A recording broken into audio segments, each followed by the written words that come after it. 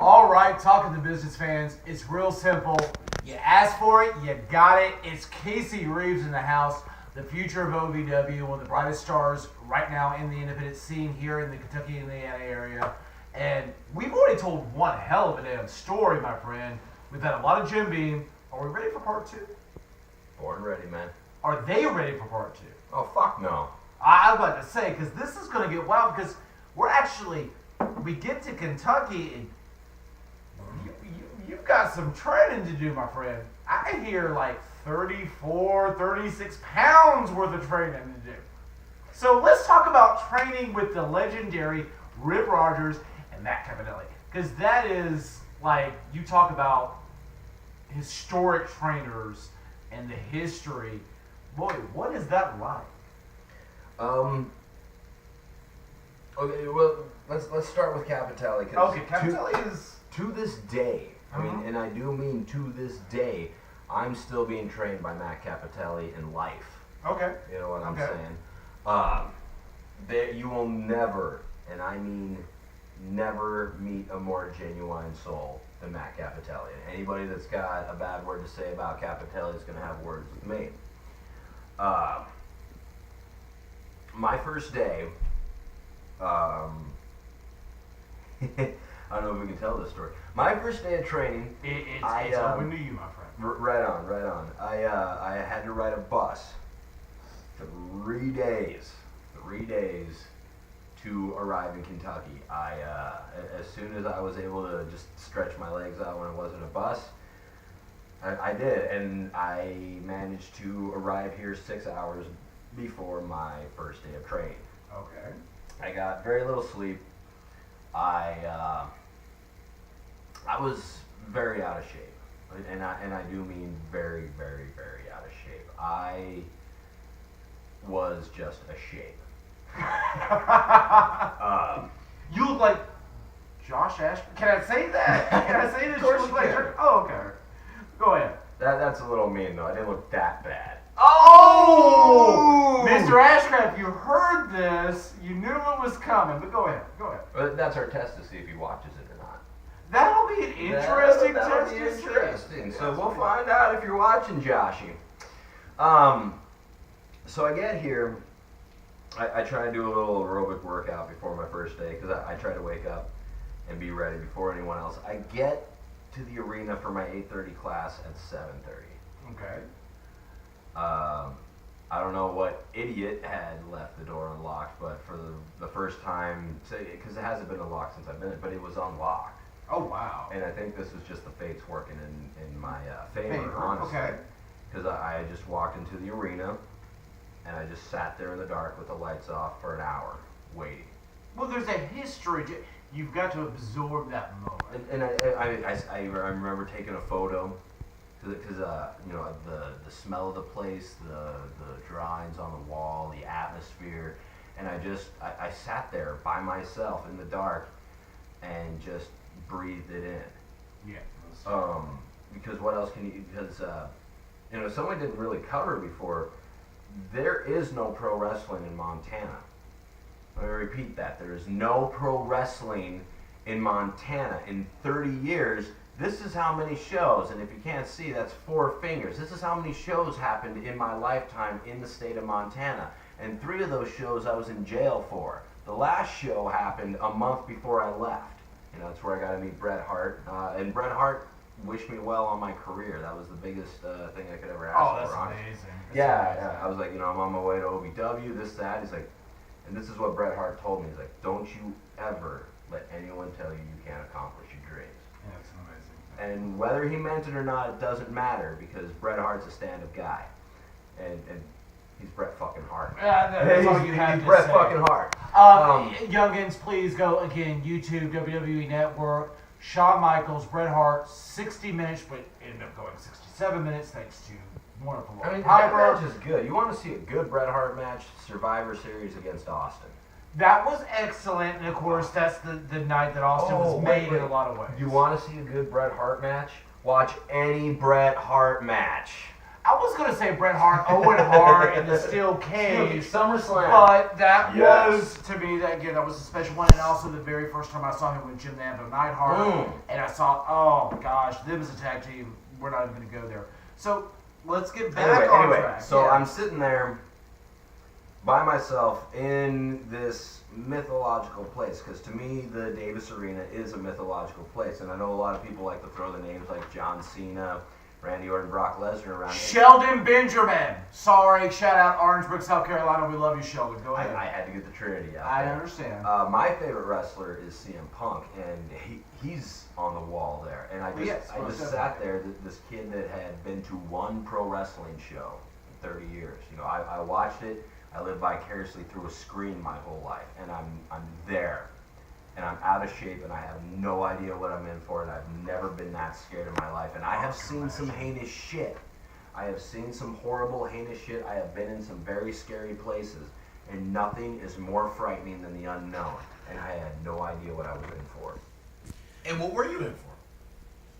I mean, explain it. If someone has never been trained to be a professional wrestler, what were you in for that day?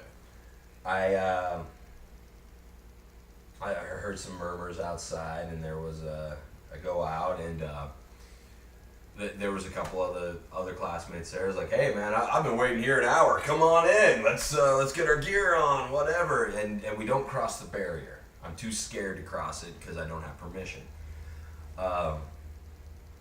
And you're sitting there, you have this idea in your head because what you've seen, what Matt Capitelli looks like on YouTube, on Tough Enough, and this, that. And he walks into the building. And there's an aura around him. Really? I mean, that's what I've been told is this aura. Matt has the brightest eyes in the world, and I couldn't even see those eyes yet. He just, first off, he's built like a brick shit house. You know, you walk in, you're like, holy shit, you know, this is, you know, and he is one of the unspoken Paul Heyman guys, but he is a Paul Heyman guy. And if you're a Paul Heyman guy, you know TTV fans are going to love you. That's just the way it is. You know, if Paul Heyman makes you the champion, you're a Paul Heyman guy. That's all there is to it. Matt Capitelli is a Paul Heyman guy. And I remember him walking in, and I like to think I'm a pretty quick wit. Mm-hmm. And for one of the very few times in my life, I had nothing to say.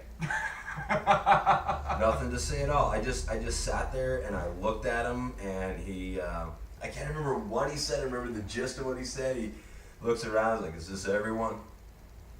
Yeah, hi, I'm so and so.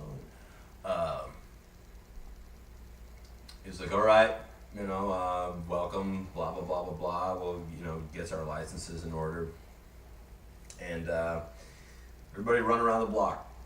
You know, that parking lot where it's at, we had to run around that whole thing, not just the OVW spot, the whole thing that stretches out. And that's probably the first time I had run in almost 10 years. Oh, wow. So this wasn't going to be fun. This was, you realized quickly this was going to be fun. Well, and I was in a class of 5, and 3 of those 5 were athletes. You know, Nick, who's known as Eddie Knox on the roster right now. Amazing Grace. Yes. I don't think she's even with us anymore. Is she? Oh, okay. I don't think so. I'm not sure. I just haven't seen her lately. Jeremy. I can't remember your gimmick name, Jeremy. Sorry. You had one match, broke your wrist, but he's coming back. Okay. He's coming back. And these 3 people, they were all athletes from different things. Like Jeremy was just a fantastic all-around athlete. Nick was a power lifter. Grace was a gymnast, and then there's me and Jamie, who are just 2 fat, out-of-shape guys, and we're just, you know, so we finish running, and we think we're about to die, and then he's like, all right, run around the ring.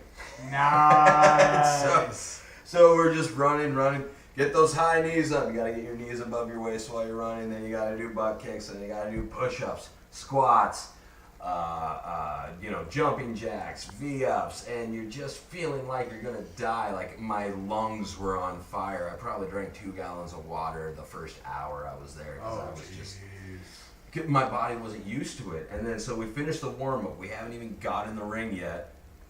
It's like, all right, I'm gonna teach you how to run the ropes.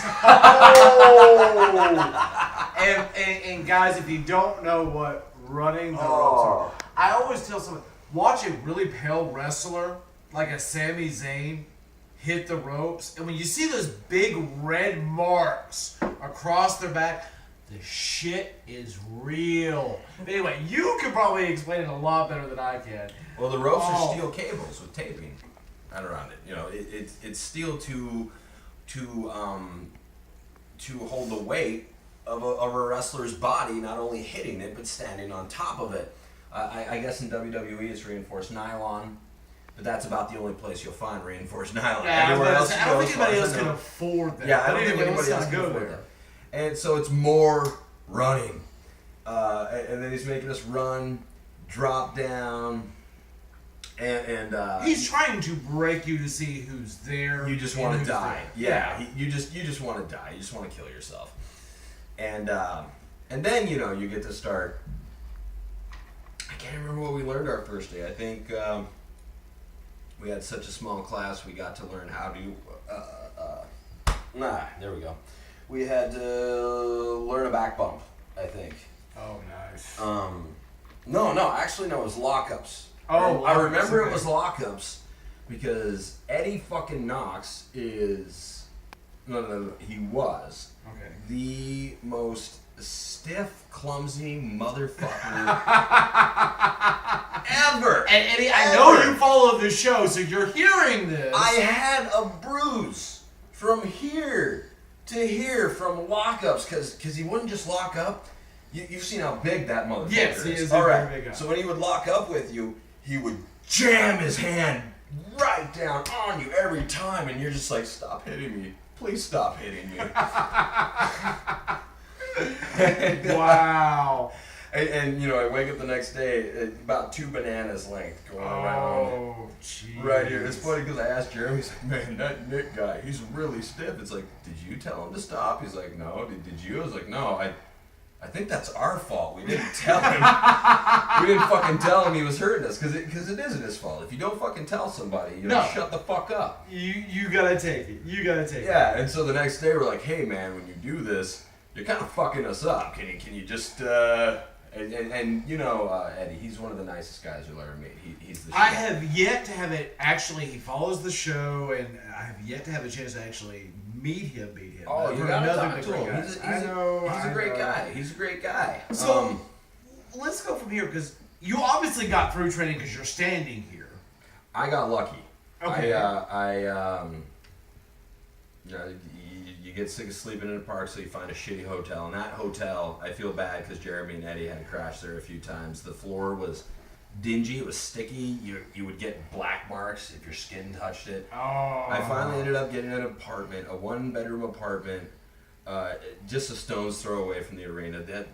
People that live here say it's far away to walk. It's 2 miles, which is not far to walk. It's a straight line. But I didn't have any furniture. So I would just go to this secondhand store every day waiting for exercise equipment. And, luck would have it, I got an exercise bike and a row machine. And I started doing like isometric workouts and just psychosomatic workouts in my head. So I had this big empty living room, almost the size of a wrestling ring. So I would run in circles and do Matt's beginning workout so I could do it in my sleep. And I took his beginner's workout and I just kind of added on my own shit onto it. So by the end of this 10-week program, I'd lost 34 pounds. Wow. I'd lost 34 pounds in 10 weeks.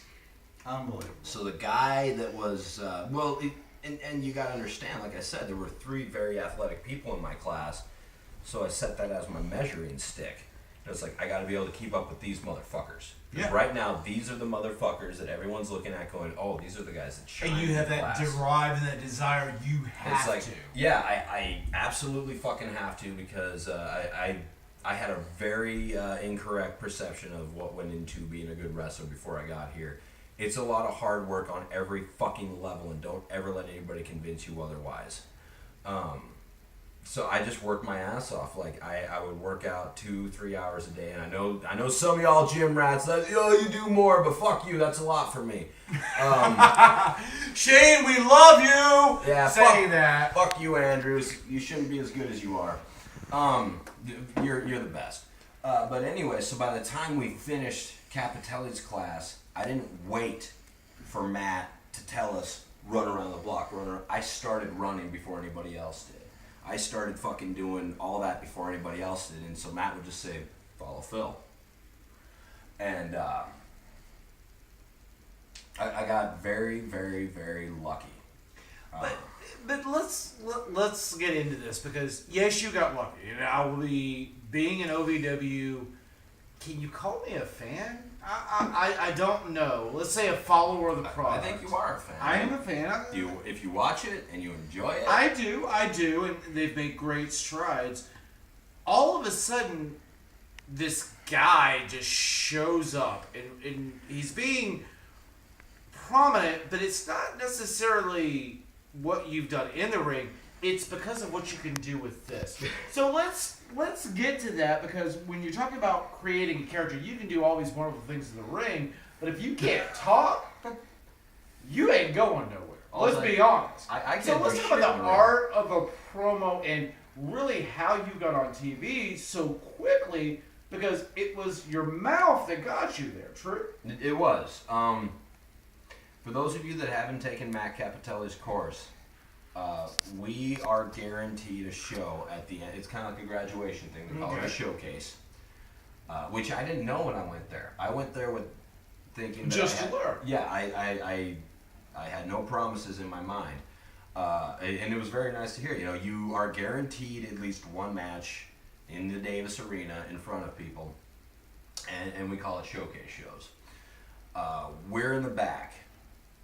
And the guy who is currently writing OVW television, I don't know if I should say his name or anything like that. No. Okay.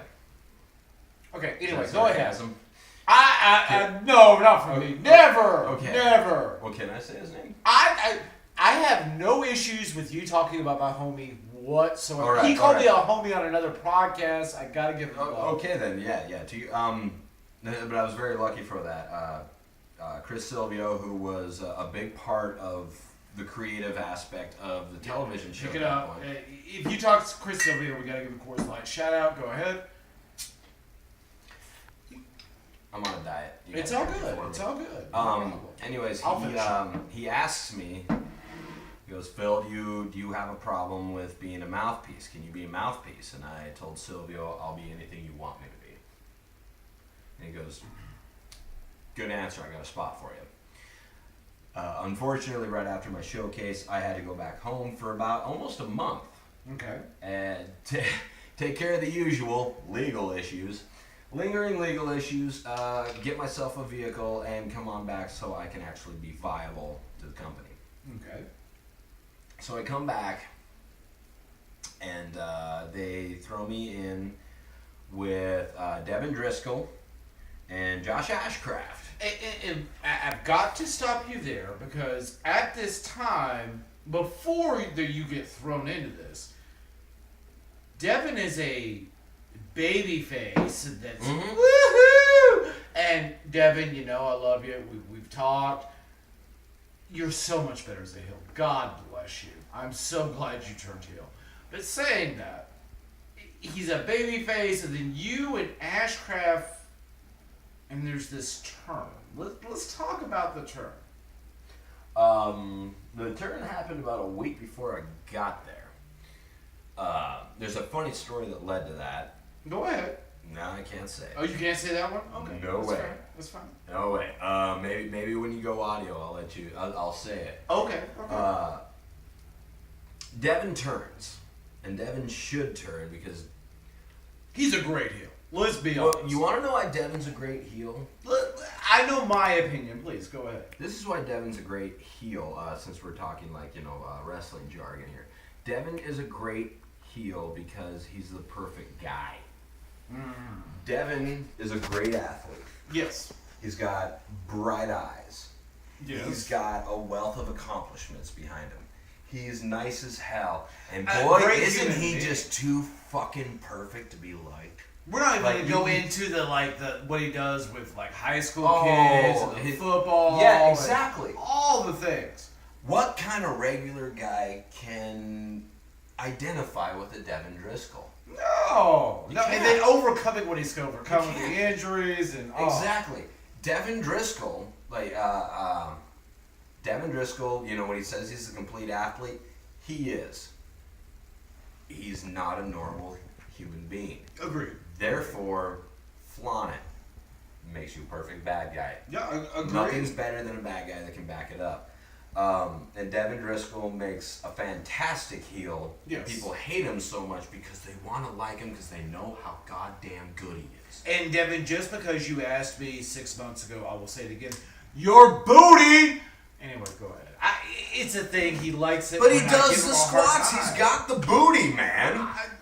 Well, according to what he told me in the middle of the ring, he gets booty every night. I don't know Of where course he his gets wife. booty every night. That's another reason why people hate him, because Devin Driscoll is neck deep in pussy. You got it? And I'm sure his Neck wife is there deep. every night. He I know he would fucking never wrecks cheer. that shit. He fucking wrecks that shit.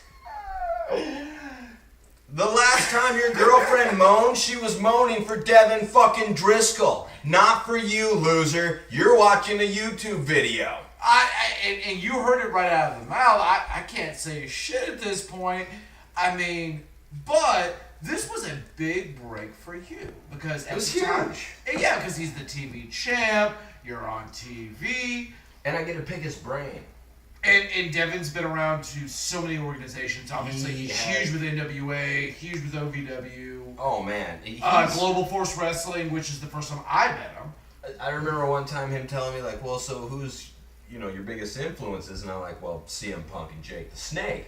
He's like, that's funny. I've wrestled both of them. Yeah.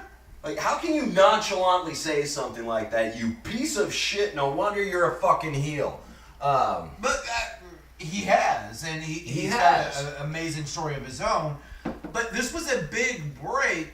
But now you're to a point where you're breaking down doors. Okay, Oh, you've gone scary as fuck. I know, but you've gone farther than most guys coming out of class have gone, and now you're really wanting to break down the door. And part of that becomes creating a character. So when you're creating a character, what's going through your mind? I mean, it's a really unique process. And you're actually we're recording this, you're in the process of actually creating that character. So what is going through your mind when you're creating this person? I don't know if I'm in the process of creating the character so much as the character is being manifested. Okay. I'll tell you a story. This happened just last week. Okay. It's another Eddie Knox story. Oh, Eddie's getting another plug because I'm You're your getting bro. a lot of plugs I'm on your this bro. show. You're getting a lot of plugs there, Eddie. I'm actually driving him home from Rip Rogers' class, and he looks at me and he laughs. He's like, "Man, when you're driving, your character really comes out."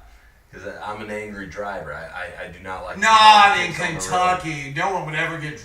Oh. Please let's not go there. Anyway. If you live in the state of Kentucky, please learn how to drive. I'm sorry, you make South Carolina look good, and no one in South Carolina knows how to drive. Saying that, go ahead. Except for my wife. My wife's a great driver. So I look at Eddie and I was like, actually, Eddie, my character doesn't come out when I drive. My character is that nice guy you meet in class that shakes everybody's hand and is very polite. Because you're not a polite guy. No, not at my core, not really. No, you're an asshole. That's something that I've had to learn. You know. You learn to play nice because you're an asshole. Well, naturally I'm an asshole, but I have learned that you have to treat people right and show respect. Doesn't mean I wanna. No, But, no, you don't. But the best thing you can learn from wrestling is humility. And anybody that says anything different doesn't get the point. Okay.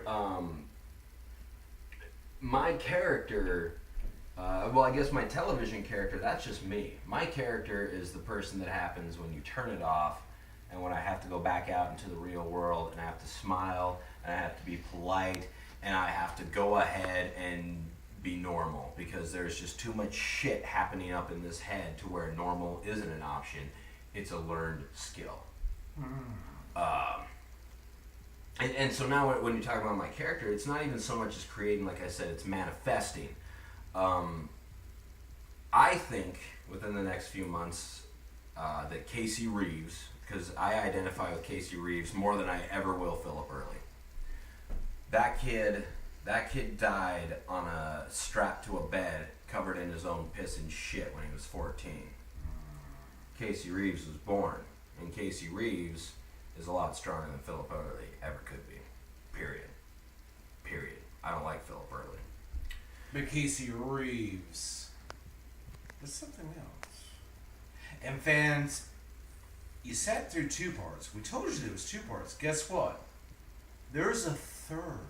And we're doing this for a special reason because, you know, when you read a story and you get through, you get to almost to the last chapter, it's called a cliffhanger.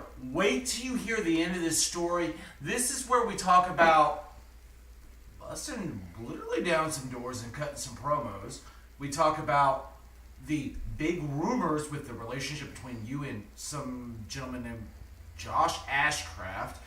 We've got some serious things to discuss. So yes, cliffhanger part 3 is coming up. Only as I can say, deuces!